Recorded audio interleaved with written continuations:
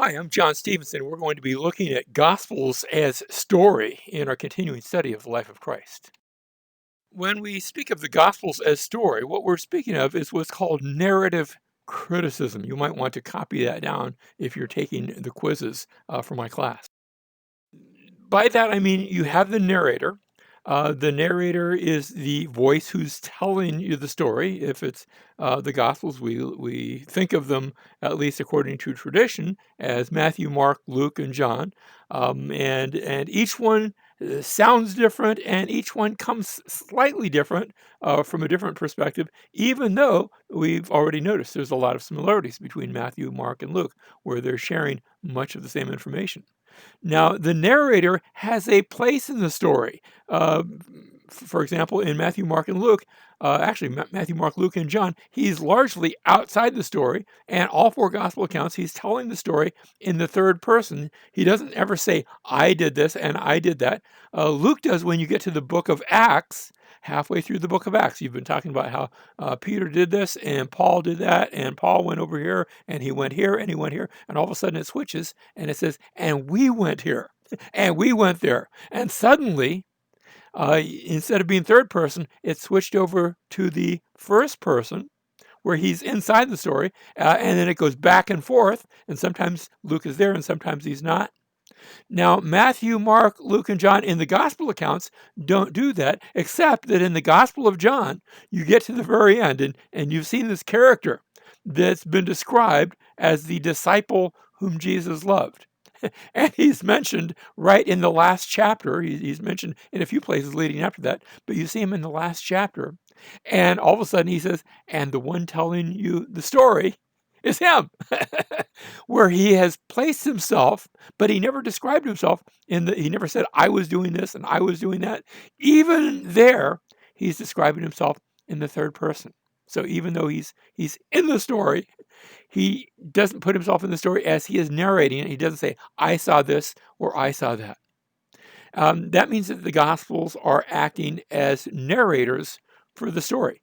And it also means that they are seemingly omniscient. In other words, the author never says, now I don't know what Jesus did over here, or I don't know what he did over there. It's possible there's things that he doesn't know, but he doesn't talk about those things. And so when he does describe something, he knows the whole background of everything he describes. He knows what people are thinking. He knows what people are doing. If something might be happening in one place, and at the same time something else is happening in another place, he knows about it at the same time. So he's omniscient, he's omnipresent. That's what I mean about from one place to the other. And he is reliable. You can trust what he's saying. Why? Because he has researched it. And I think also because the Holy Spirit is assisting and guiding and being involved in the process. Now we move from the narrator to the audience because each of the four gospel accounts has a distinct audience. There is the real reader, the one who's actually reading the text, and that could be anybody. It could be you, it could be me, it could be anybody of all the thousands and millions who have read any one of the four gospels. But there is also the intended and or implied reader. And here we talked about how Matthew seems to be directing his gospel account to Jewish readers. Mark, I think, is directing his gospel account to Roman readers, and so there are some implied readers that are there. Now, the first time, this naive reader, because he's a first-time reader, he's reading it for the first time. Remember, we noted that phrase. It's in Mark. It's also in Matthew. Let the reader understand. So the implied reader is actually being addressed. Hey, look at this, get this. This is going to be a little difficult to understand. But then there is also the informed reader. Again, this is intended and implied, where it's assumed sometimes that you already know certain details about the story, about Jesus, about the world in which he lived. And so it could be that you already know the story, and that's assumed. I think this is especially true in the Gospel of John, but I don't think it's necessarily limited to that. Where the Gospel of John, I think, actually assumes that you've heard of Jesus. that you're not hearing about him for the first time. And so it is going to tell you things about him to help you fill in the blanks and to help bring you to faith in him. Next, we have the plot, and the plot is the progress of the narrative that goes from point to point to point. You see, you don't tell a story where you say, there once was a man, the end. Or you don't even say, there once was a man, and then describe the man, but he doesn't do anything. That would not progress the narrative. And so the plot is categorized by events, by scenes slash episodes that each episode will build upon the story and take you throughout the story. And then all those various scenes together, each one again will connect and make acts. So for example, in the Gospel of John, you could do these scenes each time Jesus speaks to somebody, but the acts could be those times when Jesus in Judea, and then later on he's in Samaria, and then later on he's in Galilee, and he's coming back to Jerusalem. And so those could be acts, each one with its own scene that is a part.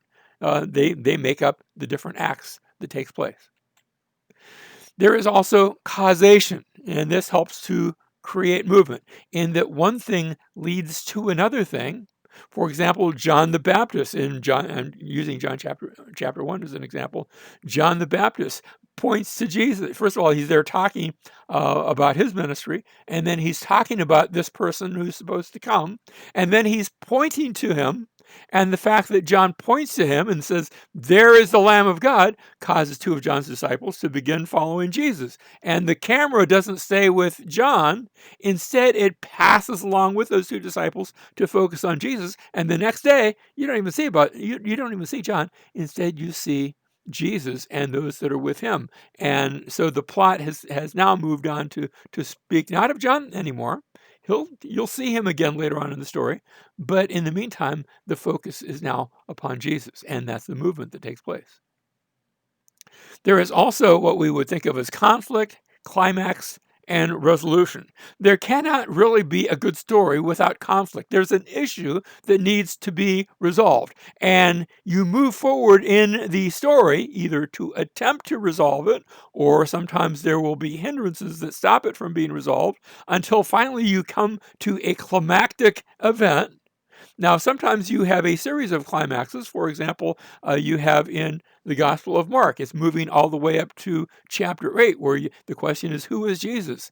And in Mark chapter 8, Jesus asks the question, who am I?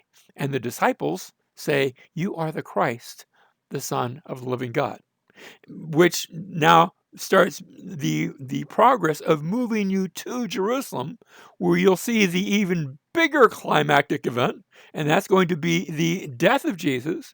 And in the death of Jesus, you're going to hear somebody else say, he is the Christ, the Son of the living God. And in this case, it won't be a disciple, it will be a Roman centurion. One of those people who's actually crucifying Jesus will make that statement. And you as the reader, we're going to get into this in a moment, you as the reader are supposed to say, oh, I see what he sees. And of course, you'll see the resolution. And the resolution is both bringing people to faith, but also the resurrection. Because the movement in all four Gospels moves you to the cross. That's the climactic event. But then Jesus rises from the dead. And so you see the progress of the narrative using time. Sometimes it can be specific. For example, Jesus is on the cross for 6 hours, or it can be John chapter 1, where you have a series of days in the life of Jesus, and then you get to the end of that chapter, and you go to chapter 2, verse 1, and it starts off, and 3 days later. So time is being used there in the Gospel of John. It can be non-specific. With regards to time. At a certain time, Jesus happened to say this, or at another time. And when you see phrases like that, it might be that there is not a chronological sequence, but instead a topical sequence, but still time is being used. Or it can jump forward, or it can even jump back. You see, John, as he's describing Jesus in John chapter 1, Again, I'm going to use that as an example. The religious leaders have come and asked him about Jesus, and he testifies, and he says, "Here's what I saw when this one came and was baptized, and I beheld." Now, that's not taking place right there. John's actually describing something that had taken place much earlier. If I understand the chronology of all four Gospels, it had taken place at least a month and a half earlier, where Jesus had come to be baptized. Of course, I know from Matthew, Mark, and Luke that after his baptism, he went to be tempted by the devil in the wilderness. And that was over 40 days and 40 nights. It's only after this that Jesus is going to show up. But before he shows up, John is describing the event, and so he jumps backward to describe it.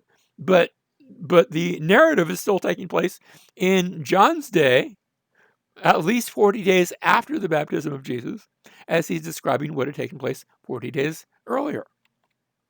And so it can jump forward, it can jump backward, it can move slowly or quickly. We've noted that the Gospel of John mentions 3 different Passovers in the ministry of Jesus. There might have even been a fourth one. There's also an unnamed feast in John chapter 5. Um, or you have Matthew, Mark, and Luke that only mention the last Passover, where Jesus is crucified. And so you can have the movement that takes place very slow, or it can just summarize something that actually took place maybe over several years, and it's mentioned in a single sentence or in a single paragraph. It can also reveal the author's emphasis. Again, I'm going to look at John for a moment. John, you have at least right around 3 years, might be a little more, a little less, but you have around 3 years of ministry in the life of Jesus.